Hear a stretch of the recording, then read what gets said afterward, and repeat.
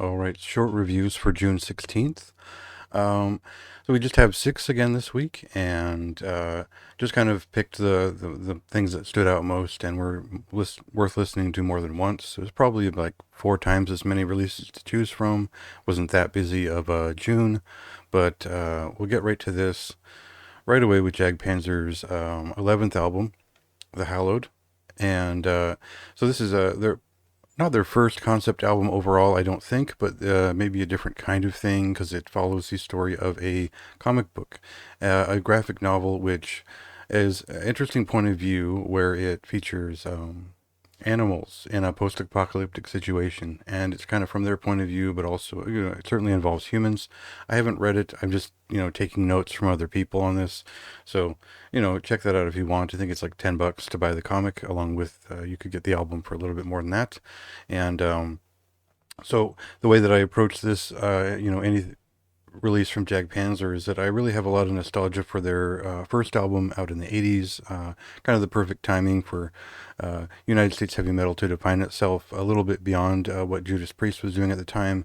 And this was still very much in the tradition of pure heavy metal. So The Hallowed, many albums removed, many guitarists removed, still a lot of the same original players, and this is a great heavy metal album. This is a very consistent band who might have started in the 80s, but really their sound helped to define what I think of as 90s power heavy metal. And, it is just traditional heavy metal, but there's some speed metal in there too. And it is a very uh, distinct sense of melody from this band. And they've always been known for their consistency. And they've been quite popular throughout the years, especially kind of the Century Media years. And definitely an active band with a lot of talented players in them who are known for bringing in shredders and whatnot. So this album brings in a new guitarist, and I think there's been a conscious effort to pull back a little bit to what was great about the band in the 80s as well as kind of the mid 90s, and but without bringing in Chris Broderick's kind of neoclassical shred style, which sort of defined a certain era of the band. Um, so this record is good.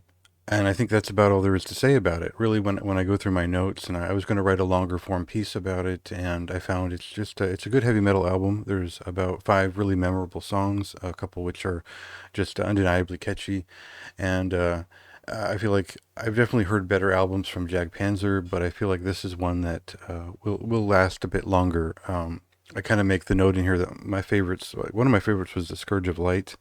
It's unfortunate that guitarist didn't stick around. And Thane to the Throne is kind of one of their more memorable records overall. But most people kind of start and end at Ample Destruction. So I think there's something for everyone on this record, and that's kind of why I'm recommending it so highly, is because this is a great place to start with Jag Panzer and to see not only where they've been a little bit, but also what they're doing now, which is both reflective and a little bit, they've always kept it a little bit fresh while being very traditional. So very much worth checking out.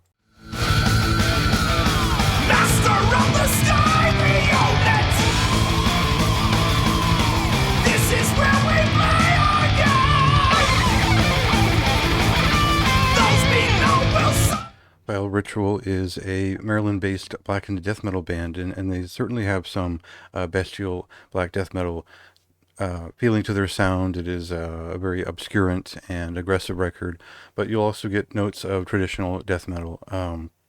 This is a guitarist from Ninth Realm. It is a crossover band who you might have missed back in 2022, but they put out a debut on Mercenary, which is pretty solid.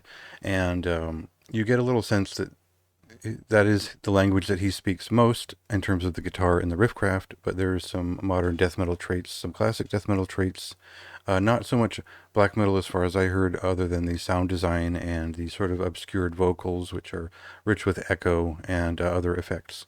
So, if you're a fan of Black Death Cult and the sort of psychedelic side of that band, I think that this is an addition to that, another thing to check out, because there is a little bit of doom, there's a little bit of death metal, a little bit of old school feeling, but it's also a little bit of the hardcore-ish kick of newer death metal.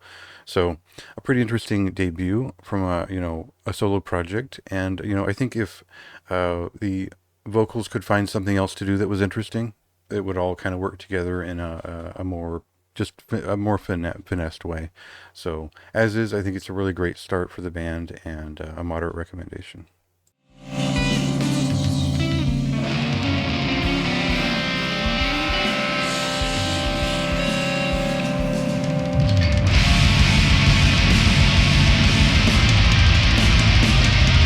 So, Nocturnal Breed is a Norwegian black thrash metal band who've been around for quite a while, and they've sort of uh, touched upon both black thrash, just kind of pure speed metal, kind of heavy black heavy metal. They've kind of been all over the place over the years, over their 7 albums and many interstitial releases.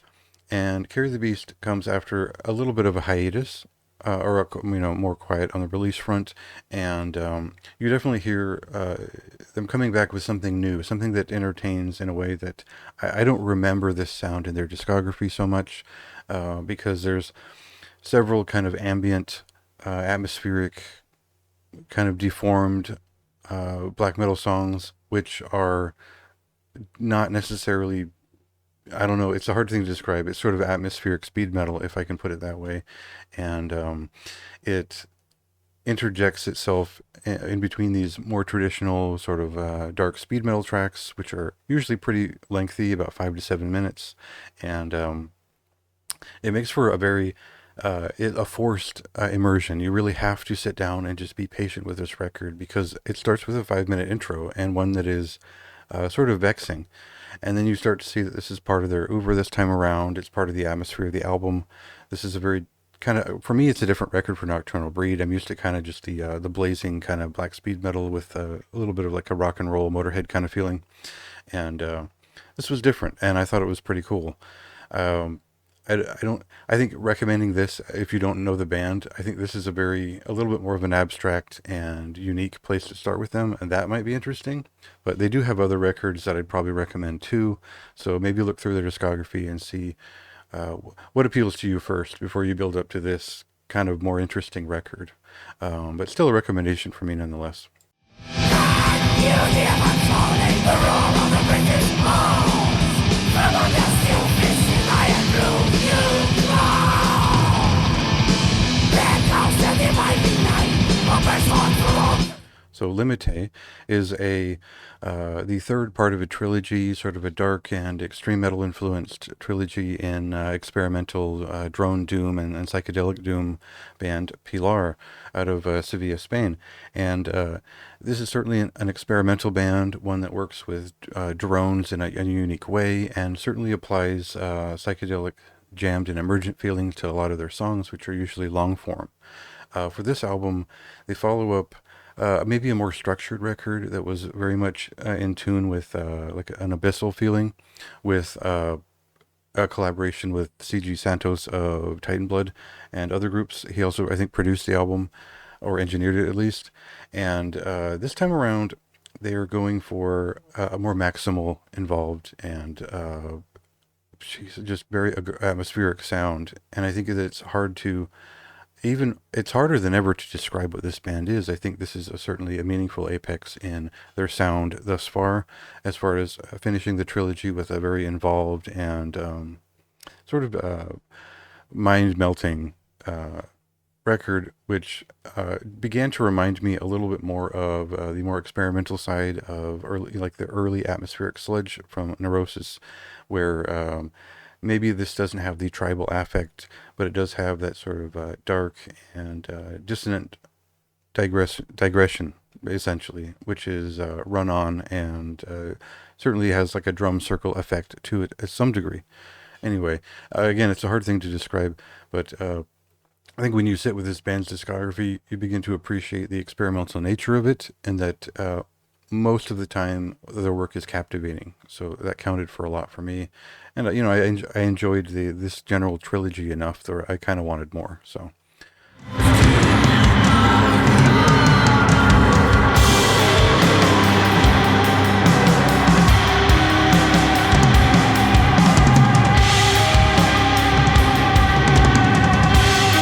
Heiligschennis is the latest EP from Duivel, a Netherlands-based quintet, I believe. I know there's at least two main members: the Knockroff from Urfast, the drummer from Urfast, and Deportator from Drep, who recently put out a full length. You should probably check that out too.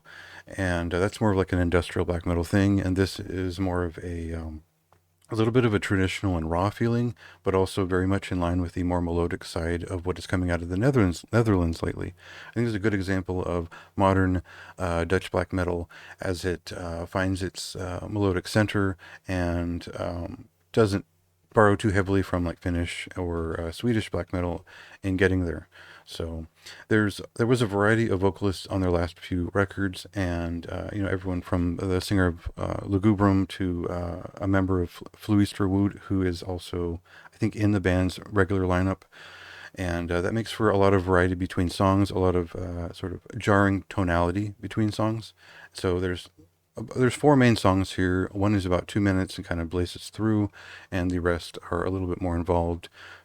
And all of them have a different feeling. I get the sense that this is basically leftovers from their full length, and all of them are pretty good quality and worth putting out. I certainly had my favorite here with Onanarend Voor die Zwabeltroon. I don't speak that language, but I appreciate the quality of that song in particular, and it's just a pretty good record. I didn't really respond to their first LP very much, so this kind of took me back in to take a closer look, and I appreciate the cover art at least.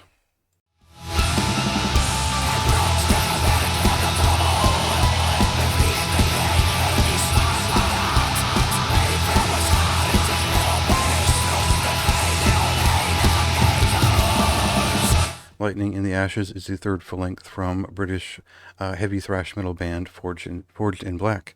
Now, there's a lot more qualifiers we could add to their sound because they do encompass a lot of things. There's this sense that they've got this sort of 90s post thrash power metal kind of thing, where bands like Flotsam and Jetsam and Metal Church and those kind of bands, they leaned a little bit more power metal, a little bit more anthemic, a little more classic heavy metal, and you also get a sense that their rhythm section is very influenced by Queensryche on some level, just in their compositions and the way that the vocalist is a bit theatric in a lot of different ways.